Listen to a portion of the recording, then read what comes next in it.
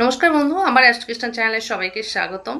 তো আমার আজকের ভিডিও হচ্ছে লগ্নে আমাদের দুটো গ্রহ নিয়ে আমি আলোচনা করব।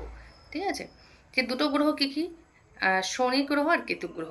শনি আর কেতু যদি আমাদের লগ্ন ঘরে থাকে, কারোর জন্মচাটের লগ্নে যদি থাকে, তো তার রেজাল্ট কি হয় সেটা আমি বলবো, বা তার ফলাফল কি ভোগ করতে হয়।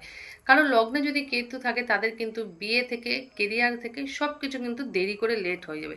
বিয়ে 30 বছর পরে হবে, 30-এর আগে হতেই চাইবে না। আর কেতু যদি লগ্নে থাকে, তার সমস্ত শুভ কাজে কিন্তু তার বাধা হবে, যে কোনো অফিসিয়ালি কাজ তার বাধা হবে। এবং এই দুটো গ্রহই যদি আমাদের লগ্নে থাকে, তাদের কিন্তু তাদের মাথা ব্যথা, মাইগ্রেন, এই সমস্যাগুলো তাদের হবে। শনি গ্রহ লগ্নে থাকলে কোয়ালিটি থাকা সত্ত্বেও কিন্তু সে সেই সাকসেসের জায়গায় পৌঁছাতে পারে না। কেতুর ক্ষেত্রেও ঠিক তাই, বারবার তার কেরিয়ারে বাধা বিঘ্ন কিন্তু আসবে। কেতু লগ্নে থাকলে দেখা যাচ্ছে সে মানে অন্যায় কাজ না করেও তার অপমান বদনাম কিন্তু এগুলো নিতে হয়। তো এখানে কিন্তু অবশ্যই শনি কেতুর গ্রহ যদি প্রতিকার করবে, যদি একই একই সঙ্গে যদি ঘরে বসে থাকে শনি কেতু, সেক্ষেত্রে কিন্তু ব্ল্যাক ক্যাটসাই বললে কিন্তু শনি কেতু দুটো কাজই একসঙ্গে হয়ে যাবে। আর যদি আলাদা আলাদা থাকে, অবশ্যই তাই সেই সব গ্রহের রেমেডি কিন্তু নিতে হবে। আর অবশ্যই নবাংশ চারটাও কিন্তু দেখতে হবে, সেই সব গ্রহের স্থান কোথায় আছে।